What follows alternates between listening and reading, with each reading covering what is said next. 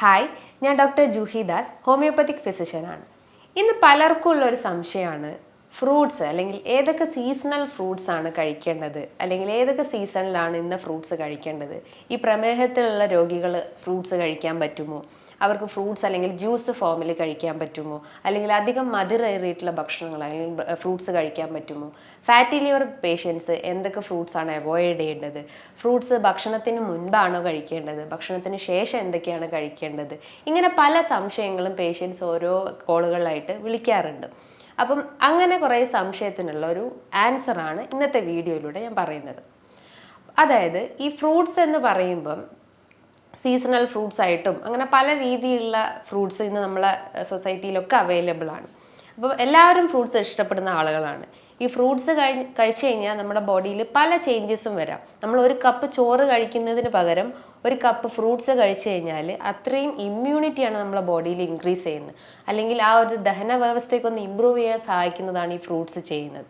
ഈ ഫ്രൂട്ട്സ് കഴിക്കുന്ന അല്ലെങ്കിൽ ഫ്രൂട്ട്സ് ഇന്ന് ആളുകൾ കഴിക്കുന്നത് ഒരു തെറ്റായ ഒരു പാറ്റേൺ എന്ന് പറഞ്ഞു കഴിഞ്ഞാൽ നമ്മൾ ഹെവി മീൽസ് കഴിക്കും, അല്ലെങ്കിൽ ഒരു ഡിന്നറൊക്കെ കഴിച്ചു കഴിഞ്ഞ് അതിന് ശേഷമാണ് ഈ ഫ്രൂട്ട്സ് കഴിക്കുന്നത്. അതും ചിലർ ജ്യൂസ് ഫോമിൽ കഴിക്കും. ആ ഒരു ഫ്രഷ് ഫോം ഒഴിവാക്കിയിട്ട് അവർ നന്നായിട്ട് ഷുഗറൊക്കെ ഒന്ന് ആഡ് ചെയ്തിട്ട് ഈവൻ പ്രമേഹ രോഗികളായാലും ആ ഒരു ജ്യൂസ് ഫോമിൽ കഴിക്കും. പ്രായമായിട്ടുള്ള ആളുകളാണെങ്കിൽ, അവർക്ക് പല്ലിനൊക്കെ എന്തെങ്കിലും ബുദ്ധിമുട്ടുള്ള ആളുകളാണെങ്കിൽ അവർ കഴിക്കാൻ അല്ലെങ്കിൽ ചവച്ചെടുക്കാനുള്ള ഒരു ബുദ്ധിമുട്ടുള്ളത് കൊണ്ട് തന്നെ അവരും ആ ഒരു ജ്യൂസ് ഫോമിലായിട്ടാണ് കഴിക്കുന്നത്. അപ്പോൾ ഇങ്ങനെ ചെയ്തു കഴിഞ്ഞാൽ അവർക്ക് ദഹന സംബന്ധമായിട്ടുള്ള പ്രശ്നങ്ങൾ തീർച്ചയായിട്ടും ഉണ്ടാവും. കാരണം നമ്മൾ ആ ഒരു ഈസിനെസ്സിന് വേണ്ടിയിട്ടാണ് നമ്മൾ ആ ഒരു ജ്യൂസ് ഫോമിൽ കഴിക്കുന്നത്. അതിൻ്റെ ആ ഒരു ഫ്രഷ് ഫോം അല്ലെങ്കിൽ ആ ഒരു ഫൈബർ കണ്ടന്റ് അവിടെ നഷ്ടപ്പെടുത്തിയിട്ടാണ് നമ്മൾ ആ ഒരു ജ്യൂസി ഫോം അല്ലെങ്കിൽ ലിക്വിഡ് ഫോമിലേക്ക് അത് കൺവേർട്ട് ചെയ്തിട്ട് കഴിക്കുന്നത്. ഇങ്ങനെ ചെയ്തു കഴിഞ്ഞാൽ നമ്മളെ ബോഡിയിൽ ഒരു റിവേഴ്സ് മെറ്റബോളിസം ആണ് അവിടെ നടക്കുന്നത്. അതായത് നല്ല ദഹനം ഉണ്ടാവുന്നതിന് പകരം നമുക്ക് മലബന്ധം പ്രശ്നങ്ങൾ ഉണ്ടാവുന്നു. അതായത് വയറിളക്കം പ്രശ്നങ്ങളൊക്കെ ഉണ്ടാവുന്നു, നെഞ്ചെരിച്ചിൽ, ഗ്യാസ്ട്രൈറ്റിസ് പ്രശ്നങ്ങളൊക്കെ ഇൻക്രീസ് ചെയ്യുന്നൊരു ചാൻസസ് ആണ് നമ്മൾ ഈ ഫ്രൂട്ട്സ് ഭക്ഷണത്തിന് ശേഷം കഴിക്കുന്നത്. അപ്പം ഫ്രൂട്ട്സ് നമ്മൾ മെയിനായിട്ട് അല്ലെങ്കിൽ കഴിക്കേണ്ട ഒരു ടൈമിംഗ് എന്ന് പറയുമ്പം ഭക്ഷണത്തിൻ്റെ അല്ലെങ്കിൽ ഒരു ഹെവി മീലിൻ്റെ ഒരു ഹാഫ് ആൻ അവർ അല്ലെങ്കിൽ 1 അവർ ബിഫോർ ആയിട്ടാണ് എപ്പോഴും ഫ്രൂട്ട്സ് കഴിക്കേണ്ടത്. ഇനിയിപ്പോൾ പ്രമേഹ രോഗികളായാലും മറ്റെന്ത് രോഗമുള്ള ആളുകളായാലും ഭക്ഷണത്തിൻ്റെ ഒരു ഹാഫ് ആൻ അവർ ആയിട്ടാണ് നമ്മൾ ഫ്രൂട്ട്സ് കഴിക്കേണ്ടത്. അതും ആ ഒരു ഫ്രഷ് ഫോമിൽ തന്നെ കഴിക്കാൻ ശ്രമിക്കുക. പലരും അത് ജ്യൂസ് ഫോമിൽ കഴിക്കാറുണ്ട്. അതായത് ഇപ്പോൾ പപ്പായ അല്ലെങ്കിൽ ആപ്പിള്, ഗ്രേപ്സ് എല്ലാം ജ്യൂസിലാക്കിയിട്ട് അല്ലെങ്കിൽ ഷുഗർ നന്നായിട്ട് ആഡ് ചെയ്തിട്ട് അല്ലെങ്കിൽ എന്തെങ്കിലും ഗ്രെയിൻസ് ഒക്കെ ആഡ് ചെയ്തിട്ട് നല്ല ജ്യൂസ് ഫോമിലായിരിക്കും കഴിക്കുക.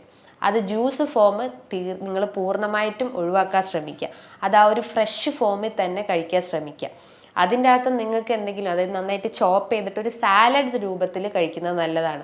ഓറഞ്ച്, മൊസമ്പി, ആപ്പിള്, പൈനാപ്പിളൊക്കെ മിക്സ് ചെയ്തിട്ട് ഒരു കപ്പ് നമ്മൾ ഭക്ഷണത്തിന് ഹാഫ് ആൻ അവർ ആയിട്ട് കഴിക്കുന്നത് നല്ല കാര്യമാണ്.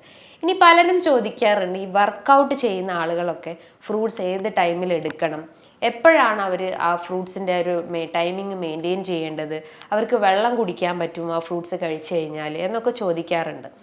ഈ വർക്കൗട്ട് എടുക്കുന്ന ആളുകളായാലും അവർ വർക്കൗട്ടിന് ശേഷമാണ് ആ ഒരു ഫ്രൂട്ട്സിൻ്റെ ടൈമിംഗ് മെയിൻറ്റെയിൻ ചെയ്യേണ്ടത്. അതായത് വർക്കൗട്ട് കഴിഞ്ഞ് ജസ്റ്റ് ഒന്ന് വെയിറ്റ് ചെയ്ത് നമ്മളെ ബോഡി ഒന്ന് റിലാക്സ് ചെയ്തിട്ട് അല്ലെങ്കിൽ ആ ഒരു സ്വെറ്റിംഗ് ഒക്കെ ഒന്ന് റെഡ്യൂസ് ചെയ്തതിന് ശേഷം നമ്മൾ ഫ്രൂട്ട്സ് കഴിക്കുക. അതും ജ്യൂസ് ഫോം കഴിവതും ഒഴിവാക്കിയിട്ട് ആ ഒരു ഫ്രഷ് ഫോമിൽ നന്നായിട്ട് ചോപ്പ് ചെയ്തിട്ട് സാലഡ് രൂപത്തിൽ നിങ്ങൾക്ക് കഴിക്കാവുന്നതാണ്.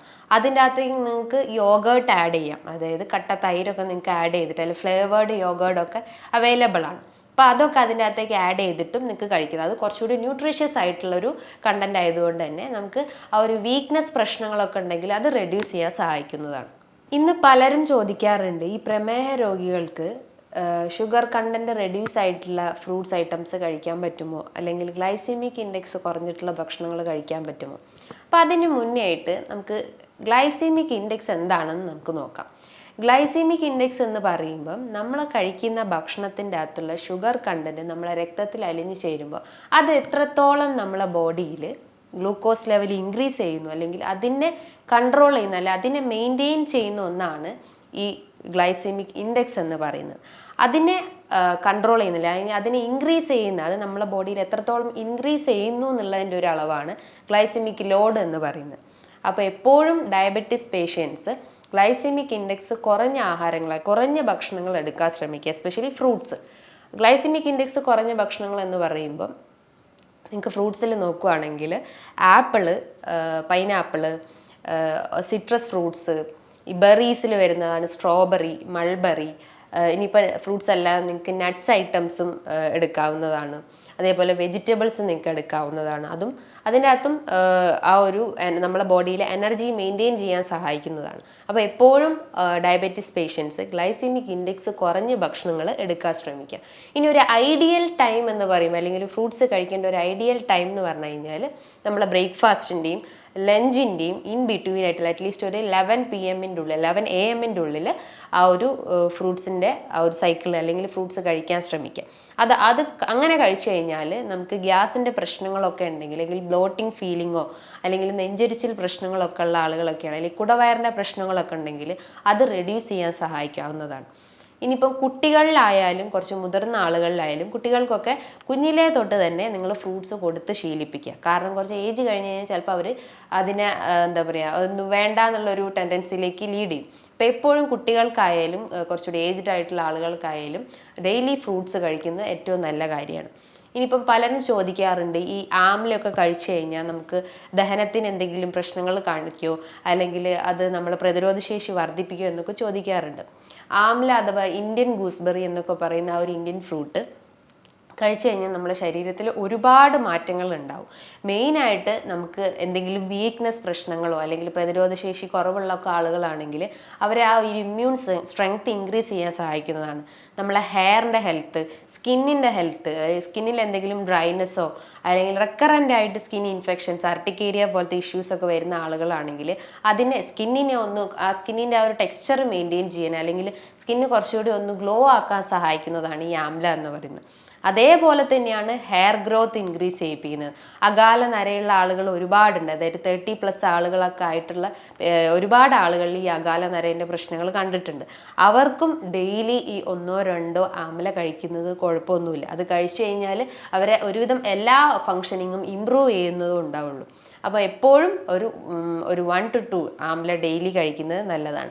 ഇനിയിപ്പോൾ കുട്ടികളിൽ നോക്കുകയാണെങ്കിൽ ഇനി വരേൻ്റെ പ്രശ്നങ്ങൾ അല്ലെങ്കിൽ വേം ഇൻഫെക്ഷൻസ് ഒക്കെ വരാനുള്ള ചാൻസസ് ഉണ്ട്. അതായത് ഒരു 6 വയസ്സ് അല്ലെങ്കിൽ 4 വയസ്സ് മുതൽക്കേ വരേൻ്റെ പ്രശ്നങ്ങളൊക്കെ കണ്ടു വന്നിട്ടുണ്ട്.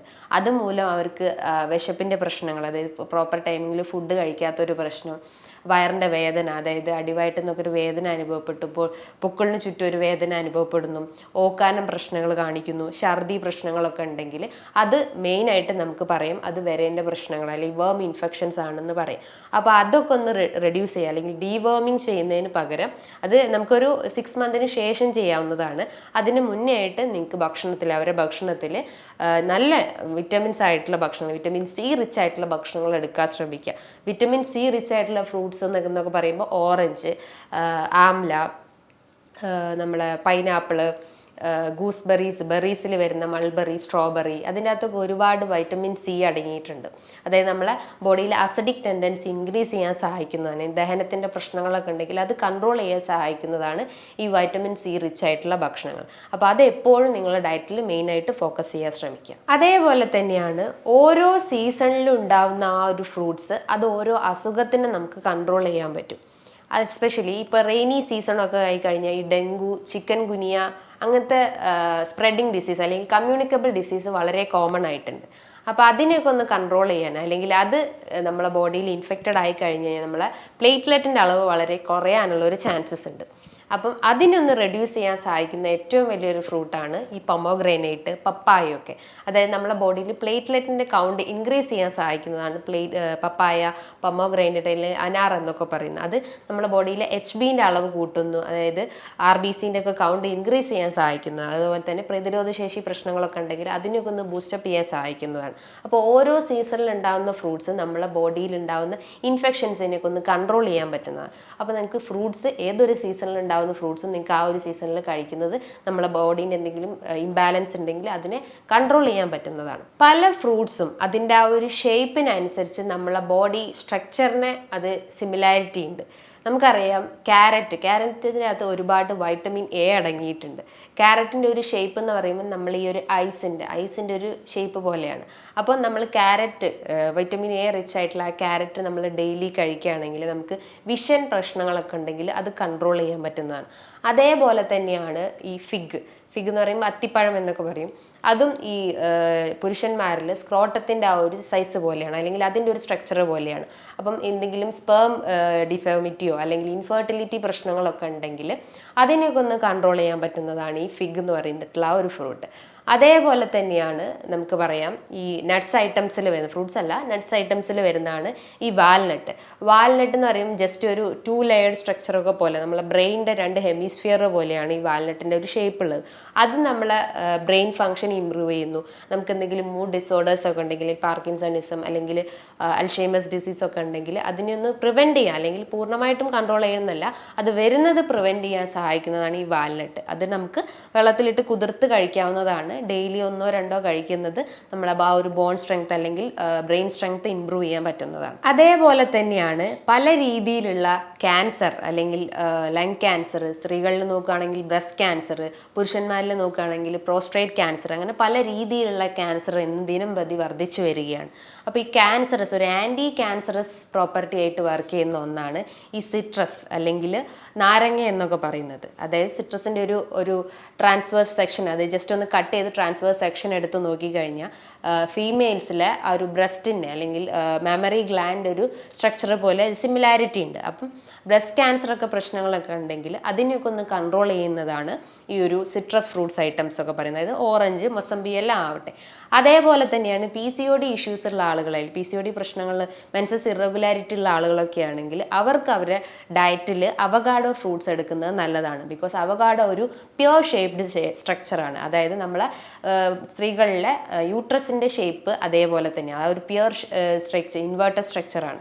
അപ്പോൾ ആ ഒരു സിമിലാരിറ്റി ഉള്ളത് കൊണ്ട് തന്നെ എന്തെങ്കിലും മെൻസ്ട്രൽ ഇറഗുലാരിറ്റീസിനെയൊക്കെ ഒന്ന് മെയിൻറ്റെയിൻ ചെയ്യുക, അല്ലെങ്കിൽ അതിനൊന്ന് റെഡ്യൂസ് ചെയ്യാൻ സഹായിക്കുന്നതാണ് ഈ അവഗാഡോ. അത് നമുക്ക് ഒരു ഫ്രഷ് ഫോമിൽ തന്നെ കഴിക്കുന്നതാണ് ഏറ്റവും ബെറ്റർ ആയിട്ടുള്ള ഒരു കാര്യം.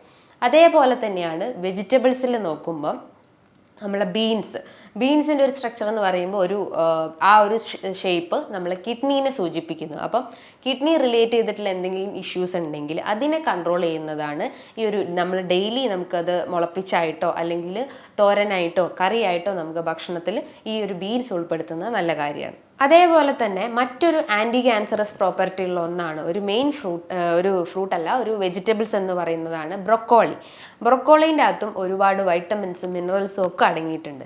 തൈറോയിഡ് ഇഷ്യൂസ് ഉള്ള ആളുകൾ ബ്രൊക്കോളി കഴിക്കുകയാണെങ്കിൽ, അതായത് അവർ കഴിക്കുന്ന ഒരു പാറ്റേൺ എന്ന് പറയുമ്പോൾ അവർക്കത് ബോയിൽ ചെയ്ത് കഴിക്കുന്നതാണ് ഏറ്റവും നല്ല കാര്യം. അവർ ഫ്രഷ് ഫോമിൽ കഴിക്കുന്നത് കഴിവത് ഒഴിവാക്കാൻ ശ്രമിക്കുക. അപ്പോൾ ഒരു ആൻറ്റി ക്യാൻസറസ് പ്രോപ്പർട്ടി ആയിട്ട് വർക്ക് ചെയ്യുന്നതുകൊണ്ട് തന്നെ നമ്മളെ കോശത്തിനെ ഇമ്പ്രൂവ് ചെയ്യാൻ സഹായിക്കുന്നു, അല്ലെങ്കിൽ ആ ഒരു സെൽ ഗ്രോത്തിനെ മെയിൻറ്റെയിൻ ചെയ്യാൻ സഹായിക്കുന്നതാണ്. അപ്പോൾ ഈ പറഞ്ഞിട്ടുള്ള ഒരു ഫ്രൂട്ട്സ് നമ്മളെ ഭക്ഷണത്തിൽ ഡെയിലി നമ്മളൊരു ഡയറ്റിൽ നമ്മൾ ഒരു പാറ്റേണിൽ ഉൾപ്പെടുത്തി കഴിഞ്ഞ് കഴിഞ്ഞാൽ നമുക്ക് ഇത്തരം അസുഖങ്ങൾ വരുന്നത് നമുക്ക് കൺട്രോൾ ചെയ്യാൻ പറ്റുന്നതാണ്. ഇനി ഇതുമായി ബന്ധപ്പെട്ട് നിങ്ങൾക്ക് എന്തെങ്കിലും സംശയങ്ങൾ ഉണ്ടെങ്കിൽ താഴെ കാണുന്ന നമ്പറിൽ കോൺടാക്റ്റ് ചെയ്യാവുന്നതാണ്. നല്ലൊരു ഹെൽത്ത് ടോപ്പിക്കുമായി വീണ്ടും കാണാം. Thank you.